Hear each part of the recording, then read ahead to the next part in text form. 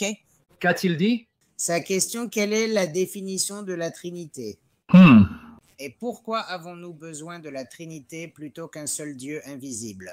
Je veux dire, pour un musulman de me poser cette question, c'est comme dire, pourquoi devez-vous inventer le terme tawhid et les classifications du tawhid? Vous posez une question stupide parce que si Dieu s'est révélé d'une certaine manière, alors nous acceptons comment Dieu s'est révélé et nous ne disons pas pourquoi? Parce que je veux savoir. Croyez-vous au tawhid? Oui, j'y crois. Définissez le tawhid. Qu'est-ce que le tawhid? Cela dit que Dieu est une entité unique. Non, le tawhid est plus compliqué que ça. Non. Le tawhid vient de quel verbe arabe? Quel est le mot arabe pour tawhid? D'où vous tirez le mot tawhid? Vous voyez, quand vous posez ces questions, cela signifie que vous êtes soit malhonnête, soit ignorant. Mais je dirais que vous êtes ignorant, vous n'êtes pas très instruit sur le christianisme ou l'islam. Qu'est-ce que le tawhid? Le verbe de tawhid, que signifie-t-il? Cela signifie que Dieu est un seul créateur.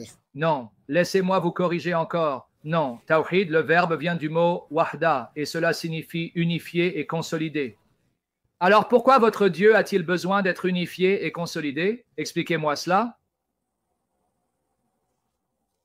Je suis venu pas pour... C'est bon. Non, écoutez, ne jouez pas la victime. Ne jouez pas la victime avec moi. Je connais la mentalité du musulman. Arrêtez de jouer à vos jeux. Ce que je dis, c'est soyez honnête, ne soyez pas comme Allah, khirulu makarim.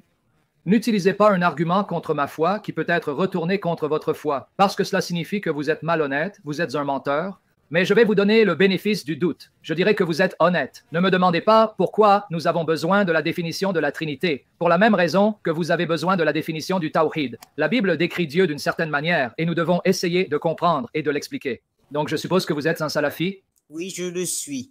Ok, bien. Je dirais que je ne vous connais pas et donc je vais vous donner le bénéfice du doute. Je vais dire que vous êtes omis, vous n'êtes pas instruit.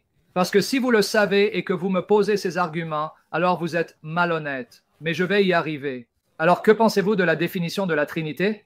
Oui, la Trinité, la définition de la Trinité dans le christianisme dit que Dieu est Père, Dieu est Jésus et Dieu est le Saint-Esprit.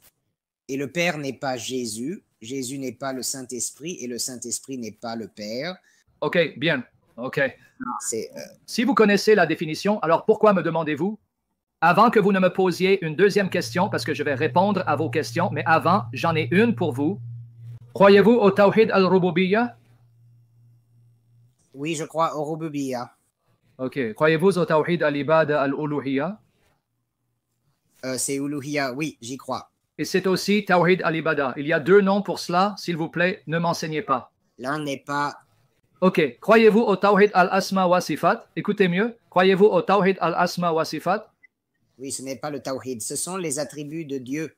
Oui, c'est le Tawhid. C'est appelé Tawhid al-Asma wa Sifat. S'il vous plaît, ne pensez pas que je suis né hier. Je suis né la veille. Ok, maintenant, croyez-vous que le Coran est Kalam Allah? Oui. C'est la parole d'Allah, oui? Oui. Et c'est l'un de ses sifas, c'est l'un de ses attributs? Non, le Coran n'est pas un attribut de Dieu. Oui, il l'est. Maintenant, laissez-moi vous éduquer sur votre propre religion, vous poser des questions sur la mienne. Kalam est l'un des sifats d'Allah. C'est une sifat, c'est un attribut. Kalam.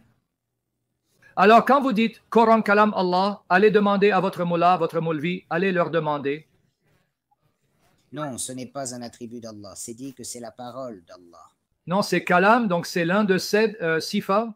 C'est pourquoi vous ne croyez pas que le Coran a été créé, n'est-ce pas? Le Coran n'est pas créé. Dites-le encore. Je veux que votre ami chrétien entende que vous êtes un païen. Alors le Coran n'est pas créé? Oui, le Coran n'est pas un être créé. Ok, le Coran est-il Allah? Non. Ok, Karl, avez-vous entendu ce qu'il vient de dire? Je veux que vous voyiez pourquoi votre ami est un païen. Avez-vous entendu ce qu'il vient de dire, Karl? Oui.